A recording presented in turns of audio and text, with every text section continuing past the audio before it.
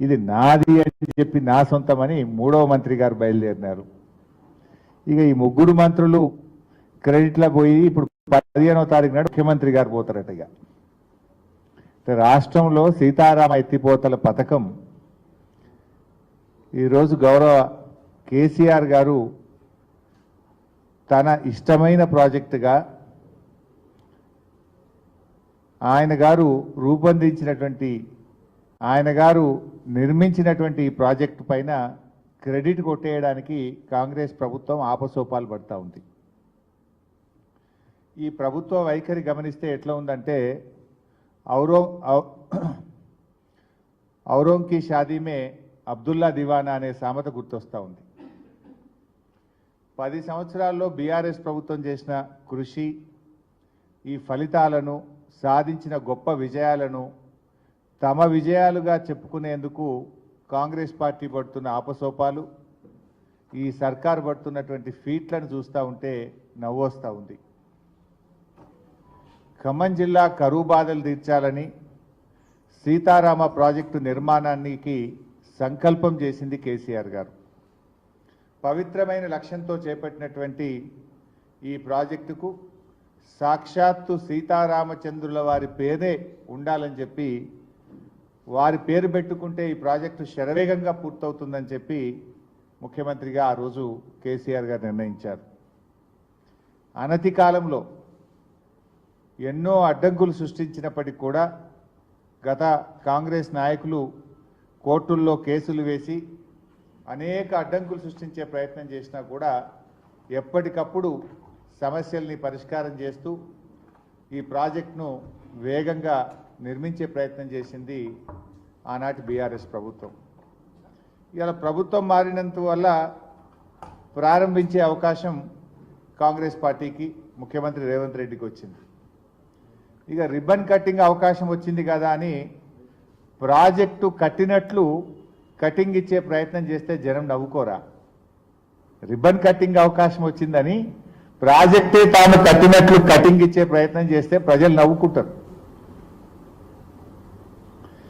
ఇతరుల ఘనత తమ ఘనతగా చెప్పుకునేటువంటి వ్యక్తిని ఏమంటారు? పరాన్న జీవులు అంటారు. ఇంగ్లీష్లో అయితే పారాసైట్స్ అంటారు. ఇవాళ మిమ్మల్ని చూస్తుంటే కూడా అదే అనిపిస్తూ ఉంది.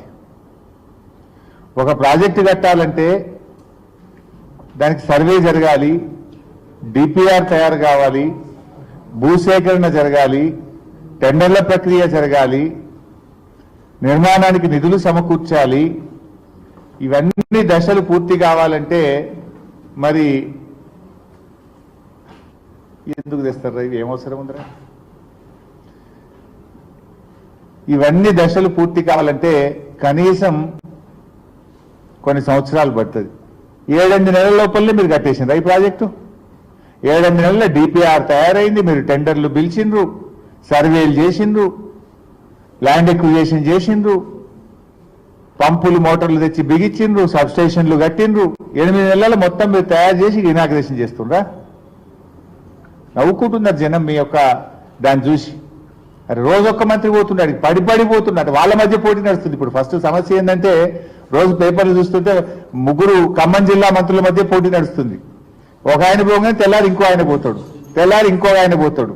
మీరు ముగ్గురు ఎట్లా పోతారని నీళ్ళ మంత్రి పోతాడు, అగో నీళ్ళ మంత్రి ఎట్లా పోతాడు అని ఇప్పుడు ముఖ్యమంత్రి పోతాడు.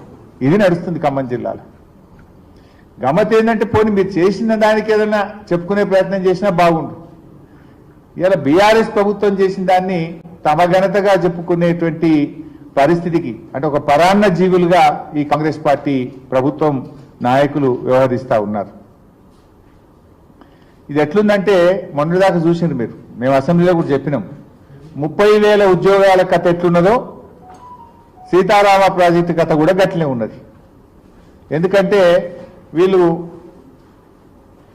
బీఆర్ఎస్ ప్రభుత్వ హయాంలో నోటిఫికేషన్లు ఇచ్చి, పరీక్ష నిర్వహించి, ఎగ్జామ్ రిజల్ట్స్ కూడా ఇచ్చి, కొన్ని చోట్ల ఫిజికల్ టెస్టులు కూడా చేసి, మెడికల్ టెస్టులు కూడా చేసి, కొన్ని టెక్నికల్ రీజన్స్ వల్ల కానీ, కోర్టు కేసు వల్ల కానీ, ఎలక్షన్ కోడ్ వల్ల అపాయింట్మెంట్ ఆర్డర్ మాత్రమే పెండింగ్లో ఉండే. కానీ ఇవాళ ఎట్లయిపోయిందంటే అపాయింట్మెంట్ లెటర్లు ఇచ్చే అవకాశం వస్తే ఉద్యోగాలే మేము ఇచ్చినామని ప్రచారం చేసుకుంటున్నటువంటి మీరు సీతారామ ప్రాజెక్టు విషయంలో కూడా సత్యం చెప్తారని మేము మేము కూడా ఏమి అనుకోవట్లేదు. నిజాలు చెప్తాం, ఇది బీఆర్ఎస్ చేసింది 90%, మేమేదో 5-10 పైసలు చేసినామని నిజాలు చెప్పే ధైర్యం మీకు లేదు. కానీ ఆ రోజు కేసీఆర్ గారికి ఉండే నిండు శాసనసభలో చెప్పారు, రాజీవ్ ఆరోగ్యశ్రీ పథకం కానీ, ఫీజు రియంబర్స్మెంట్ పథకం కానీ, 108 అంబులెన్సులు కానీ, ఇది రాజశేఖర రెడ్డి గారు చేసిన చాలా మంచి పని, దీన్ని యథావిధిగా కొనసాగిస్తామని చెప్పిన ధైర్యము, సంస్కారము ఆ రోజు మా ప్రభుత్వానికి, మా నాయకుడు కేసీఆర్కు ఉండే. కానీ మీదేంది మీ సంస్కారం? టెక్స్ట్ బుక్కుల్లో అప్పటికే ప్రింట్ అయినటువంటి పిల్లల పాఠ్య పుస్తకాల్లో కేసీఆర్ గారి పేరున్నదనో, కేసీఆర్ గారి ఫోటో ఉన్నదనో పేపర్లు చింపి తమ పేర్లు అతుకుబెట్టుకున్నటువంటి వికారం ఈ ముఖ్యమంత్రి గారిది, రేవంత్ రెడ్డి గారిది. మేము నిర్మించిన ఫ్లైఓవర్లకు ఓపెనింగులు చేస్తూ, మేము కట్టిన ప్రాజెక్టులకు ప్రారంభోత్సవం చేస్తూ, మా హయాంలో ఆర్డర్ ఇచ్చినటువంటి బస్సులకు జెండాలూపుతూ, మా హయాంలో మంజూరైన కళ్యాణ లక్ష్మి చెక్కులు పంచుతూ కాలం గడుపుతున్నారు తప్ప ఒక్కటైనా నిర్మాణాత్మకమైన అడుగు ఈ 9 నెలల కాలంలో పడ్డదా అని నేను అడుగుతా ఉన్నా. అంతకన్నా మీరు ఏం చేసిండ్రు అని నేను అడుగుతా ఉన్నా. ఇదంతా మీ మజ్బూరి, ఇంతకుమించి మీరు చేసేది కూడా ఏం కనబడతలేదు మాకు. కేసీఆర్ గారి ఆనవాళ్లు చెరిపేస్తాం అని చెప్పి బీరాలు బలికినటువంటి ఈ నాయకులు ఇలా కేసీఆర్ గారు బీఆర్ఎస్ ప్రభుత్వం సాధించినటువంటి విజయాలను మీవిగా చెప్పుకోవడానికి మీరు పడుతున్నటువంటి తాపత్రయమే మీ మీద మా నైతిక విజయానికి ఒక సూచిక. మీ తన్లాట చూస్తుంటే మేము ఆల్రెడీ నైతికంగా మేము గెలిచినట్టే. మేము ఇచ్చిన ఉద్యోగాలు మీ ఉద్యోగాలుగా చెప్పుకుంటారు. మా హయాంలో 90% పూర్తయిన సీతారామ కట్కొత్తి మేమే చేసినామని చెప్పుకునే ప్రయత్నం చేస్తారు. మా ప్రభుత్వంలో నిర్మించిన ఫ్లైఓవర్లకు రిబ్బన్లు కత్తిరించి మేమే కట్టినట్టు ఫోజులు ఇచ్చే ప్రయత్నం చేస్తున్నారు. మా ప్రభుత్వంలో ఆర్డర్లు ఇచ్చి తయారైన బస్సులకు జెండాలూపుతూ మేమే చేసినామని చెప్పే ప్రయత్నం చేస్తూ మీరు ఇంతకు మించి ఏం చేసినారు? ఒక్క మంచి అడుగు పడ్డదా? సీతారామ నిర్మాణం కోసం మేము కృషి చేస్తుంటే ఆ రోజు ఇదే కాంగ్రెస్ పార్టీ నాయకులు కోర్టుల్లో కేసులు వేసిండ్రు. ఇది నేను చెప్తున్నదే కాదు, ఇక స్వయంగా తుమ్మల నాగేశ్వరరావు గారు ఆ రోజు ఏం చెప్పారో ఖమ్మం జిల్లా మంత్రి గారు మీరే వినండి ఒకసారి. నాకు ఈ జిల్లాని సంపూర్ణంగా మిగిలిపోయినటువంటి బృహత్తర కార్యక్రమాలు పూర్తి చేసే అవకాశం మళ్ళీ కేసీఆర్ గారు నాకు ఇచ్చారు. అందుకనే ఈ జిల్లాలో మిగిలిపోయినటువంటి సాగునీటి పథకం, నేను కలలుగన్నటువంటి పథకం, ఈనాడు ముఖ్యమంత్రి గారి చేతులకు మీదుగా శంకుస్థాపన చేసినటువంటి ఈ జిల్లా జీవనాడి, ఈ జిల్లా ప్రజల చిరకాల వాంఛ గోదావరి జలాల్ని ఈ జిల్లా రైతాంగానికి ఇవ్వాలని ఆనాడు కాంగ్రెస్ ప్రభుత్వం ఆనాడు మొదలైనటువంటి తుమ్మగూడాన్ని వాళ్ళ స్వార్థం కోసం, స్వలాభం కోసం, సొంతం కోసం, కమిషన్ల కోసం దాన్ని చిందరవందర చేసి ఒక్క చుక్క నీళ్లు ఇవ్వకుండా 2000 కోట్లు దగా చేసినటువంటి కాంగ్రెస్ పార్టీ పాలకులు ఈ రోజు ఇరిగేషన్ ప్రాజెక్టుల గురించి, కేసీఆర్ గురించి ఒక్క మాట మాట్లాడే నైతిక హక్కు లేదు అని చెప్పి ఆ పార్టీ నాయకులు విజ్ఞప్తి చేయదలుచుకున్నాం. వారి పక్కనే నిలబడి కొంతమంది మాట్లాడుతున్నారు. ఇప్పుడు వారి తుమ్మల గారే చెప్పాలి మరిగా. సో ఆ రోజు వారు చెప్పింది నా జీవిత కళ, ఆకాంక్ష అని చెప్పి ఆ రోజు తుమ్మల నాగేశ్వరరావు గారు చెప్పారు. మరి ఈరోజు ఆ పార్టీ నాయకులు ఏం మాట్లాడుతుందో కూడా మనం చూస్తూ ఉన్నాం. నేను అడుగుతున్నా తుమ్మల నాగేశ్వరరావు గారిని, సీతారామ ప్రాజెక్టు నిర్మాణం ఇది బీఆర్ఎస్ పార్టీ ఘనత కాదని గుండెల మీద చేసుకొని చెప్పమనండి. నిజంగా కేసీఆర్ లేకుండా ఇంకొకరుంటే అంత గొప్పగా ఖమ్మం జిల్లా గురించి, సీతారామ ప్రాజెక్టు గురించి రూపకల్పన జరిగేదా అని నేను అడుగుతా ఉన్నా. ఈరోజు ఇవాళ సీతారామ అనేటువంటిది కేసీఆర్ గారి కళ, ఇవాళ ఆయన కృషి ఫలితం. ఎందుకంటే వారు చాలా దూరదృష్టితో ఆలోచించారు. ఖమ్మం జిల్లాలో అప్పుడు వాళ్ళు ఆలోచించిన రాజీవ్ సాగర్, ఇందిరా సాగర్లో కూడా కొన్ని మండలాలు వదిలిపెట్టినారు, కొన్ని నియోజకవర్గాలు వదిలిపెట్టినారు. ప్రతి సంవత్సరం కూడా కృష్ణానదిలో ఆలస్యంగా నీళ్లు రావడం వల్ల ఒక పంటనే సాగు జరుగుతూ ఉంది. వానాకాలం జరిగేటువంటి పరిస్థితి లేకుండా పోయింది.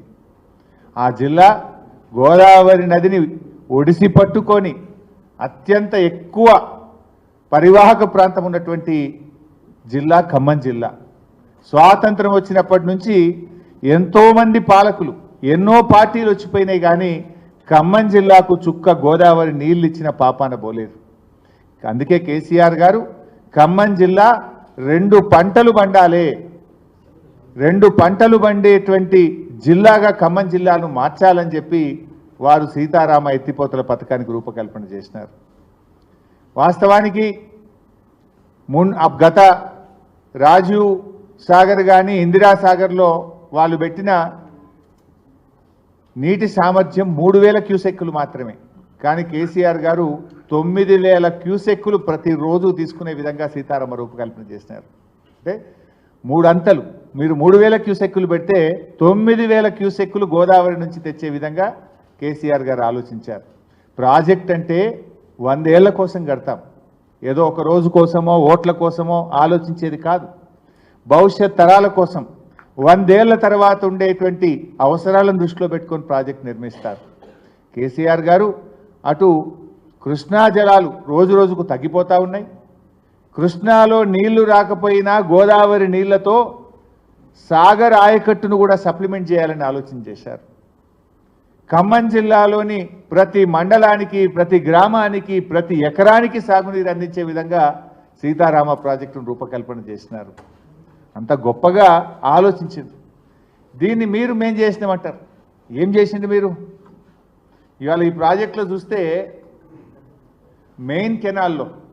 ప్రాజెక్టు మెయిన్ కెనాల్లో 8 ప్యాకేజీలు ఉన్నాయి. 8 ప్యాకేజీల్లో మా ప్రభుత్వం ఉన్నప్పుడే 5 ప్యాకేజీలు కంప్లీట్గా పూర్తయినాయి. మిగతా 3 ప్యాకేజీల్లో 80% పనిచేసి పెట్టినాం. మెయిన్ కెనాల్లో ఉండే 8 ప్యాకేజెస్లో 5 ప్యాకేజీలు అయితే ఇంటోటో పూర్తి చేశాం. మిగతా 3 ప్యాకేజీల్లో కూడా 80% పని పూర్తయింది. అంటే ఓవరాల్గా ప్రాజెక్ట్ చూస్తే 90% వర్క్ డన్. పంపులు, మోటార్లు అన్నీ కూడా అప్పుడే పెట్టినాం. వాళ్ళు ఇప్పుడు ఇలా మొదటి పంప్ హౌస్ కానీ, 2వ పంప్ హౌస్ కానీ, 3వ పంప్ హౌస్ కానీ వాళ్ళు ఏదైతే ఆన్లు చేస్తున్నారో, ఇలా కట్కలు ఒత్తుతున్నారో, పంప్ హౌస్ల నిర్మాణం కానీ, మోటార్లు బిగించడం కానీ, సబ్స్టేషన్ల నిర్మాణం కానీ, ఈ 3 పంప్ హౌజులు కూడా బీఆర్ఎస్ ప్రభుత్వ హయాంలో జరిగినవే. ఇది ఖమ్మం జిల్లా ప్రజలకు తెలుసు, యావత్ తెలంగాణ ప్రజలకు కూడా తెలుసు. కానీ ఇక వీళ్ళు మాత్రం అక్కడ పోయి ఏదో నెత్తి మీద నీళ్లు చల్లుకోగానే తమ పాపాలన్నీ పోతాయి అన్నట్టు ఇదంతా మేమే చేసినామని ప్రజలు నమ్మిస్తామని అనుకోవడం అది పొరపాటు. ఎందుకంటే ఆ ప్రాజెక్టు పేరే సీతారామ ప్రాజెక్టు.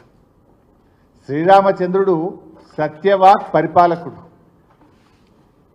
సత్యానికి ధర్మానికి ప్రతిరూపమైన భగవంతుడు శ్రీరామచంద్రుడు. ఆయన పేరు మీద కట్టిన ప్రాజెక్టుపై అసత్య ప్రచారాలు చేస్తే మిమ్మల్ని ఆ భగవంతుడు కూడా క్షమించడు. మీరేదైనా నిజంగా నిర్మాణం చేసి మీ హయాంలో పూర్తి చేస్తే ఆ విజయాలు మీరు చెప్పుకోండి, మాకేం అభ్యంతరం లేదు. ఇతరుల ఘనతను తమ ఘనతగా చెప్పుకునే దారిద్ర్యం నుంచి బయటకు రావాలని నేను కాంగ్రెస్ పార్టీ నాయకులకు హితవు పలుకుతా ఉన్నా. ఈరోజు ఈ ప్రాజెక్టు గురించి నిన్న కూడా మంత్రి గారు ఉత్తమ్ కుమార్ రెడ్డి గారు అంటే అన్ని అబద్ధాలే చెప్పడం, దుష్ప్రచారం చేయడమే. కాళేశ్వరం మునిగిపోయింది అన్నారు, 1,00,000 కోట్లు మునిగిపోయినాయి అన్నారు. ఇప్పుడు నీళ్ళు వస్తలేవా? అట్లనే నిన్నటి పేపర్లో, ఇది ఈరోజు పత్రిక, మంత్రి గారు మాట్లాడుతూ ఏమంటాడు, గత ప్రభుత్వం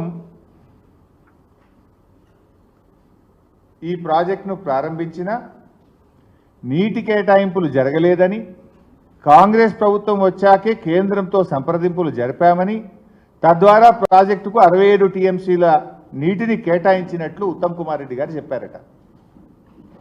ఇది కేంద్ర ప్రభుత్వం నుంచి వచ్చిన లెటర్లు, హైడ్రాలజీ క్లియరెన్స్. ఇది డేట్ వచ్చి హైడ్రాలజీ క్లియరెన్స్కు 3/4/2023, 3 ఏప్రిల్ 2023లో ప్రాజెక్టుకు 67 టీఎంసీల నీటిని కేటాయిస్తూ కేంద్ర జలవనరుల విభాగం, సెంట్రల్ వాటర్ కమిషన్ ఇచ్చిన ఉత్తర్వు. రెండవది, ఇంటర్ స్టేట్ ఒక ప్రాజెక్టుకు నీటి కేటాయింపులు జరగాలంటే ఆ నది మీద ఉన్నటువంటి ఇతర రాష్ట్రాలు కూడా ఒప్పుకొని, ఇతర రాష్ట్రాల నుంచి కూడా కాన్సెంట్ తెచ్చి అప్పుడు కేంద్రంలో సెంట్రల్ వాటర్ కమిషన్ ఆ వాటర్ అలొకేషన్ చేస్తుంది. గోదావరిలో మహారాష్ట్ర అనుమతి, ఆంధ్రప్రదేశ్ అనుమతి, కర్ణాటక అనుమతి కూడా తెచ్చిన తర్వాత ఆ 3 రాష్ట్రాలకు తిరిగి మేమే అనుమతులు తెచ్చాం. ఆ 3 రాష్ట్రాల అనుమతులు తెచ్చిన తర్వాత సెంట్రల్ వాటర్ కమిషను ఎంత స్పష్టంగా చెప్పిందో కూడా మీకు చదివి వినిపిస్తా. ఇది డేట్ కూడా చెప్తా మీకు. 6/7/2023 అంటే 6th July 2023. All as planned utilization from the project is much below the 75% dependable net yield at project site, and downstream sanction utilizations have been duly taken care of. Therefore, in accordance with said guidelines for examination of projects, the consolidated DPR of Sitarama Lift Irrigation Project, Sitamma Sagar Barrage is acceptable for interstate angle for total utilization of 67.05 TMC. అంటే ముందు hydrology క్లియరెన్స్లో 68 TMCలు కేటాయించారు. అన్ని రాష్ట్రాలు కూడా ఒప్పుకున్నాయి. మేము central water కమిషన్లో interstate విభాగం కూడా 67.05 TMCల నీటిని వినియోగించుకోవడానికి మాకు ఎటువంటి అభ్యంతరం లేదు అని కేటాయిస్తూ కూడా ఇది సెంట్రల్ వాటర్ కమిషన్ నుంచి జూలై 2023లో వచ్చిన లేఖ. కానీ మంత్రి గారు అంటారు ఈ మేమేమి అప్లై చేయలేదట, ఈయన వచ్చిన 8 నెలల్లో దరఖాస్తు పెట్టిండట, 67 TMCల నీళ్లు తెచ్చిండట. అబద్ధాలు ఆడితే కనీసం అతికెట్టని ఉండాలి. ఇంత దిగజారినటువంటి రాజకీయాలు అవసరమా? ఈరోజు వాస్తవానికి మీ చరిత్ర, మీరు ఆనాడు 2005లో ఇందిరమ్మ సాగర్, రాజీవ్ సాగర్ అనే ప్రాజెక్టులు ప్రారంభించి 2014 దాకా మీరే అధికారంలో ఉన్నారు. 9 ఏళ్ళు అధికారంలో ఉంటే నీటి కేటాయింపులు కూడా చేయలే. ఒక ప్రాజెక్టుకు ఇంటర్స్టేట్ అనుమతి కూడా మీరు తీసుకురాలేదు. ప్రాజెక్టుకు ఫారెస్ట్ క్లియరెన్స్ కూడా మీరు తీసుకురాలేదు.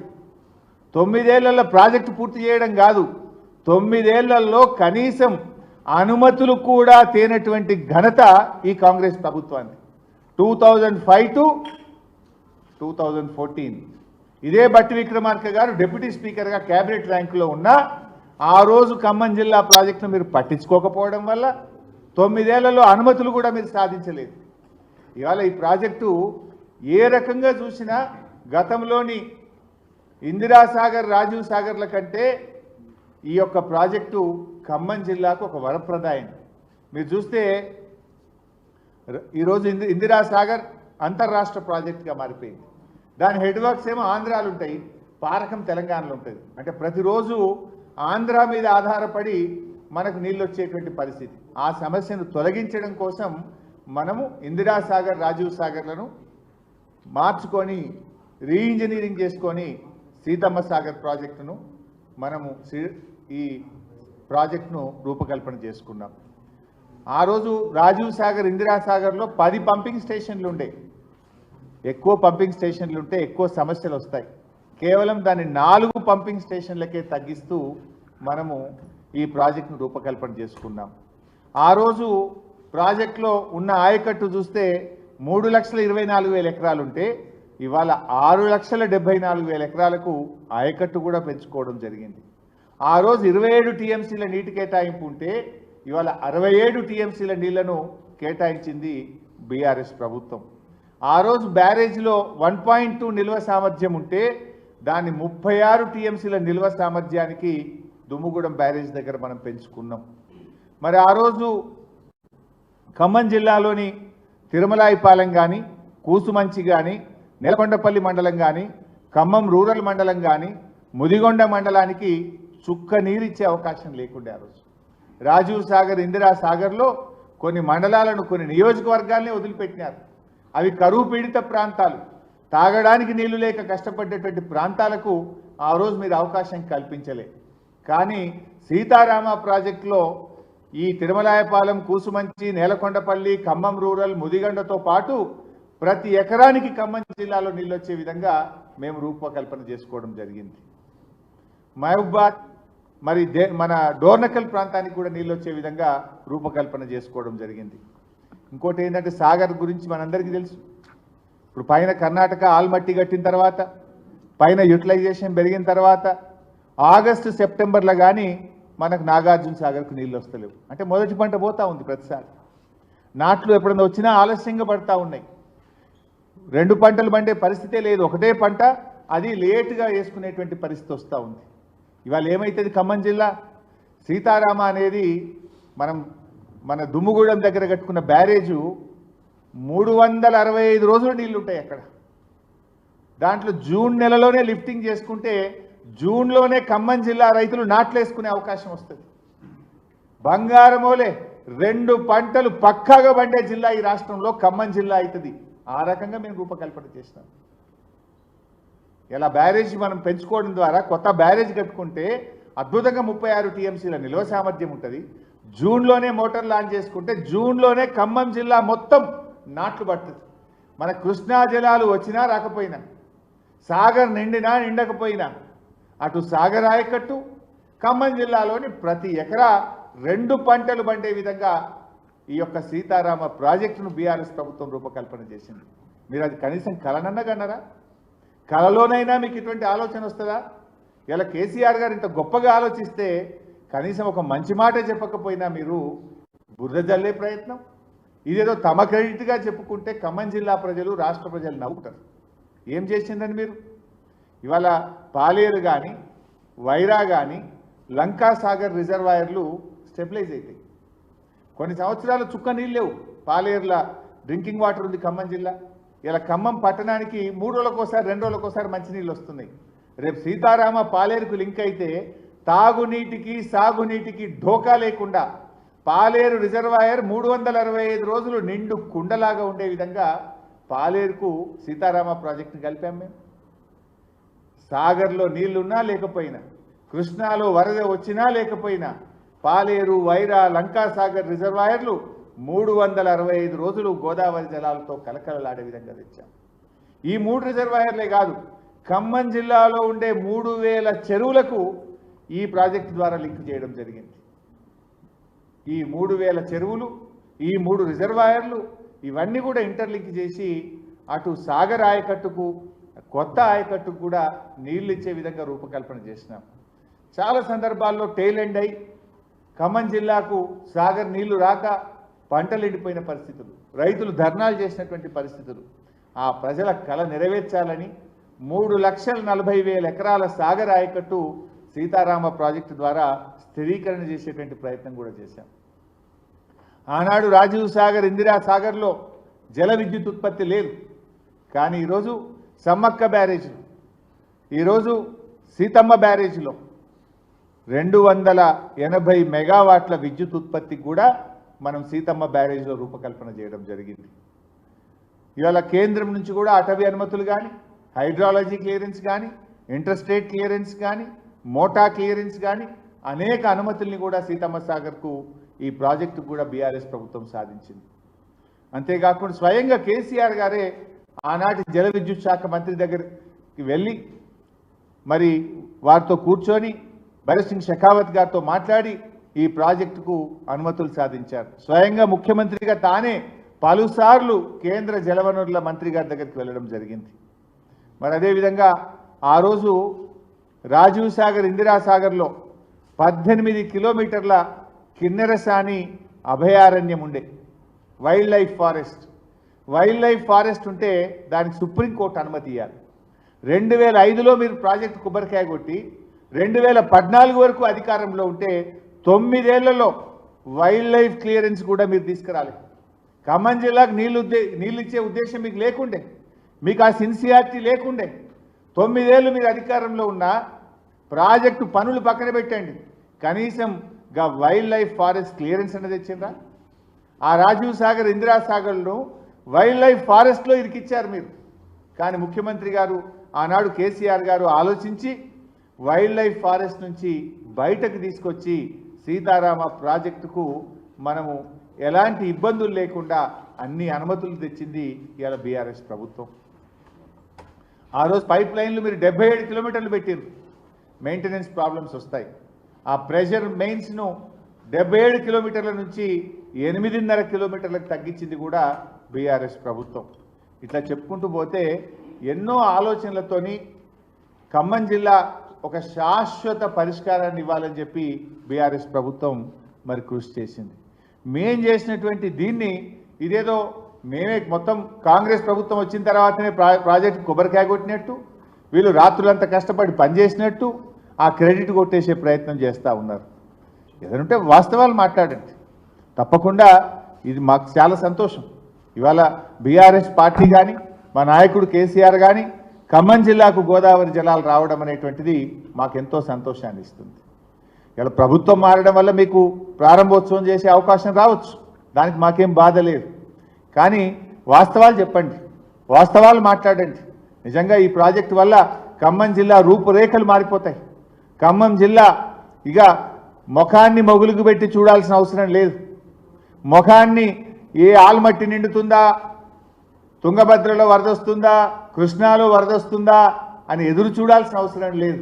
కటుకొత్తుతే ఆ సీతారాముల వారికి మొక్కి కటుకొత్తుతే జూన్లో నాట్లు పట్టనే ఉంటాయి. గలగల గోదారమ్మ మా ఖమ్మం జిల్లా పంట పొలాల్లో ప్రవహించే విధంగా ఈ ప్రాజెక్టు రూపకల్పన చేశాం. ఇంత అద్భుతంగా ఈ ప్రాజెక్టు రూపకల్పన జరిగింది. ఇవాళ దాని ఫలితాలు రావడం నిజంగా చాలా సంతోషం. తప్పకుండా బీఆర్ఎస్ పార్టీ ఆధ్వర్యంలో కూడా మొత్తం ఖమ్మం జిల్లా అంతా కూడా పండుగ నిర్వహించుకుంటాం. ఈ ప్రాజెక్టు ప్రారంభమయ్యేటువంటి సందర్భంలో తప్పకుండా ఖమ్మం జిల్లా యావత్తు కూడా ఒక పండగలాగా చేసుకునేటువంటి ఒక శుభ సందర్భం.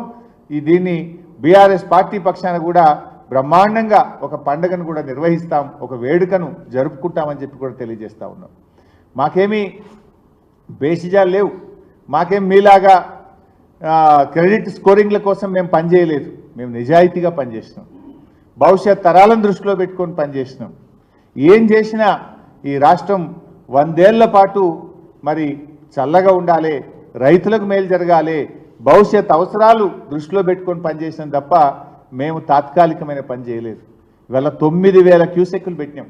ఆ రోజు రాజీవ్ సాగర్, ఇందిరాసాగర్లో 3200 క్యూసెక్కులు ఉంటే ఇవాళ 3 అంతలు 9000 క్యూసెక్కులు పెట్టినాం. అంటే ఇక్కడ ఇంకో చాలా ఇంపార్టెంట్ పాయింట్, పాలేరు దాకా నీళ్ళు వస్తున్నాయి, గోదావరి నీళ్ళు. పాలేరుకి వస్తే ఏమవుతుంది, ఒక చిన్న పంపు రివర్స్ పంపింగ్లో మనం ఎట్లయితే వరద కాలువలో ఎస్ఆర్ఎస్పిలో పెట్టుకున్నామో ఒక చిన్న పంపు పెట్టుకుంటే నల్లగొండ జిల్లా మొత్తం కూడా గోదావరి జలాలతో నల్లగొండ జిల్లాలోని సాగర్ ఆయకట్టు కూడా నీళ్ళు వచ్చే అవకాశం ఉంటుంది. భూసేకరణ ఉండదు.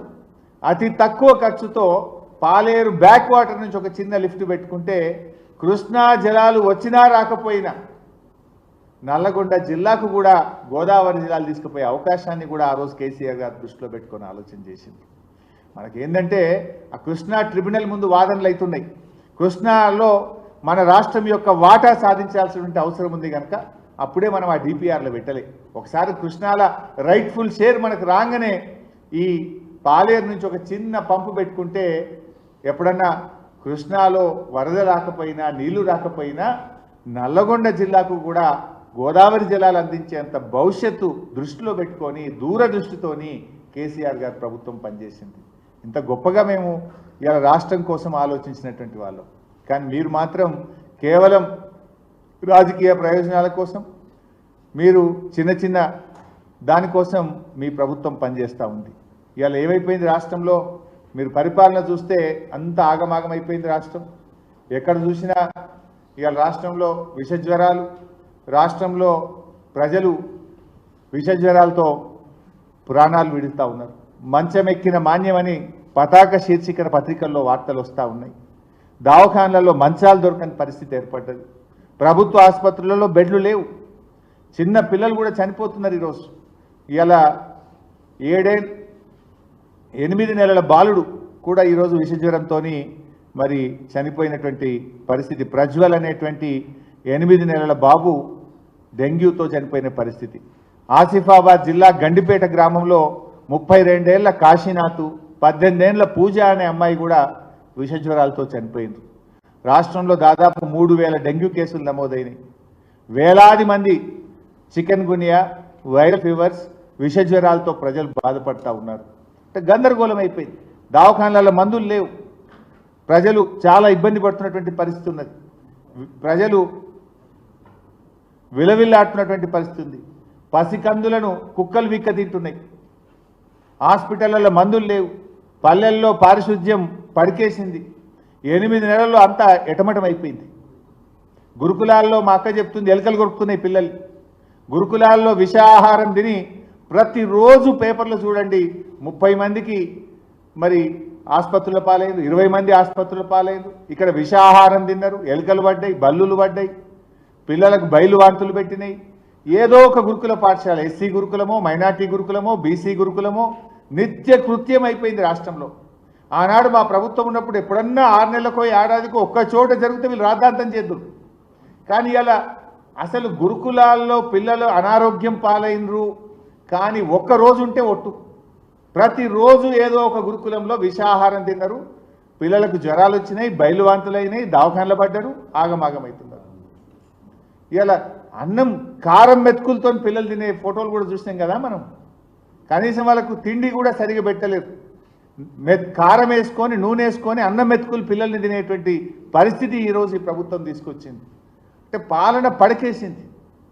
మీరు ఎంతసేపు మార్కులు, స్కోరింగులు, బ్రేకింగులు, గోబల్స్ ప్రచారము, దుష్ప్రచారాల మీద దృష్టి పెట్టింది తప్ప మీరు ఈ పబ్లిసిటీ స్టంట్స్, నేను ఇకనైనా దిగండి, పబ్లిసిటీ స్టంట్స్ మానండి, గవర్నెన్స్ మీద దృష్టి పెట్టండి అని నేను ప్రభుత్వాన్ని కోరుతా ఉన్నాను. ఇక్కడ మీరు నిజంగా గవర్నెన్స్ మీద దృష్టి పెడితే ప్రతిరోజు సంక్షేమ హాస్టళ్లలో పిల్లలు ఆసుపత్రుల పాలు కారు కదా. రాష్ట్రంలో మలేరియా, డెంగ్యూ, వైరల్ ఫీవర్స్ ఇంతగా ప్రబలై కదా. జ్వరం సర్వే అని పెట్టిండ్రు, అది తూతూ మంత్రం నడిచింది. జ్వరం సర్వే అంతా తూతూ మంత్రంగానే నడిచింది తప్ప ఎక్కడైతలేదు. మీరు లిక్కర్ టార్గెట్ల మీద దృష్టి పెట్టింది గవర్నమెంట్. సీరియస్ పని చేస్తుంది గవర్నమెంట్. ఎక్కడ పని చేస్తుందంటే నువ్వు వైన్ షాప్ వాళ్ళకి ఫోన్లు చేసి లోడ్ ఎత్తుతావా అని అధికారులు బెదిరిస్తున్నారు. ఇది కూడా పతాక శీర్షికన వార్తలు వస్తున్నాయి. వైన్ షాపులకు టార్గెట్లు పెట్టి లిక్కర్ ఆదాయం పెంచడం మీద ఉన్న శ్రద్ధ ప్రజల ఆరోగ్యాన్ని కాపాడే విషయంలో ఈ ప్రభుత్వానికి లేకుండా పోయింది. టార్గెట్లు పెట్టి మరీ వైన్ షాపులను, బార్లను బెదిరించి ప్రజలకు ఇంకా తాగించండి, అమ్మండి అని బెదిరించి ఇలా వైన్ షాపులకు లోడ్ల మీద లోడ్లు బుకింగ్లు పెట్టి చేపిస్తున్నటువంటి ప్రభుత్వం. దాని మీద మీకు శ్రద్ధ ఉన్నది. ఇవాళ ప్రభుత్వ సంక్షేమ హాస్టల్లో పిల్లలు పడుతున్న కష్టాల మీద ఏ మంత్రి కూడా పోతలేడు. ఓ హాస్టల్లో పోయి ఒక మంత్రి అన్నం తిన్నాడా?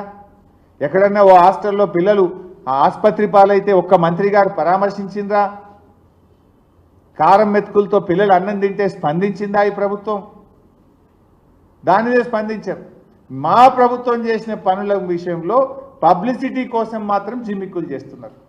వచ్చిన బీఆర్ఎస్ ప్రభుత్వం చేసిన పనులకు నీళ్లు మేమిచ్చినాం, మేం చేసినామని చెప్పి ప్రయత్నం చేసే తన్లాటుంది. నిన్న కూడా ఆర్మూర్ల కుక్కలు కొరికినాయట. నిన్న 7 మందిని ఆర్మూర్ల కుక్కలు కొరికితే 3 సీరియస్ ఉన్నారని పొద్దుగాల పేపర్లో వార్త చదివిన.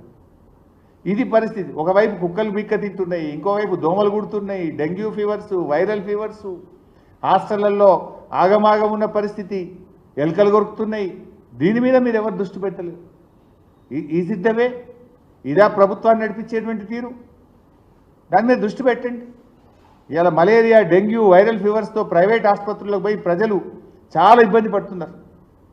చాలామంది పేదవాళ్ళు అప్పుల పాలవుతున్నటువంటి పరిస్థితి ఈరోజు రాష్ట్రంలో చూస్తూ ఉన్నాం. మీ పుణ్యమాని సర్పంచులు అప్పుల పాలైనరు, పంచాయతీ సెక్రటరీలు అప్పుల పాలైనరు. ఇదైతే దేశంలో ఫస్ట్ టైం. ఎప్పుడైనా సర్పంచులకు కొన్ని పెండింగ్ బిల్లులు ఉన్నాయి, మనం విన్నాం. కానీ ఈరోజు రాష్ట్రంలో పంచాయతీ సెక్రటరీలకు కూడా పెండింగ్ బిల్లులు ఉన్నాయి. I'm challenging this government. ఈ రాష్ట్రంలో ఏ గ్రామ పంచాయతీ కనబోండి అప్పులు లేని పంచాయతీ సెక్రటరీ ఉంటే ఒట్టు. కాలిపోయిన బుగ్గలేనికో, డీజిల్ పోయడానికో, బ్లీచింగ్ పౌడర్కో, గడ్డి మందు కొనడానికో, ట్రాక్టర్ల డీజిల్ పోయడానికో ప్రతి సెక్రటరీ 1,00,000 నుంచి 3,00,000 రూపాయలు అప్పుల పాలైపోయారు. సర్పంచుల్ని అప్పుల పాలు చేస్తుంది, సెక్రటరీలను కూడా అప్పుల పాలు చేస్తుంది. పంచాయతీ సెక్రటరీలను అప్పుల పాలు చేసిన ఘనత మాత్రం రికార్డు ఈ దేశంలో, ఈ కాంగ్రెస్ ప్రభుత్వంది రాష్ట్రంలో. ఏ సెక్రటరీనైనా మీరు పోయి అడగండి, ఏ ఊళ్ళోనైనా అడగండి, నేను రమ్మంటే రావడానికి రెడీగా ఉండి వస్తారా మా కాన్స్టిట్యున్సీకి రండి, పోదామా ఏ గ్రామానికో చెప్పండి. అప్పుల పాలు కానీ సర్పంచ్ లేడు, అప్పుల పాలు కానీ పంచాయతీ సెక్రటరీ లేడు. దమ్ముకొచ్చింది వాళ్ళు కూడా. ఇక మేము డీజిల్ పోయలేమని చేతులు ఎత్తితే ఇవాళ దోమలు పెరిగి, ఈగలు పెరిగి, వైరల్ ఫీవర్స్తో ప్రజలు బాధపడుతుంటే కూడా ఈ ప్రభుత్వం పట్టించుకున్న పరిస్థితి లేదు. Thank you.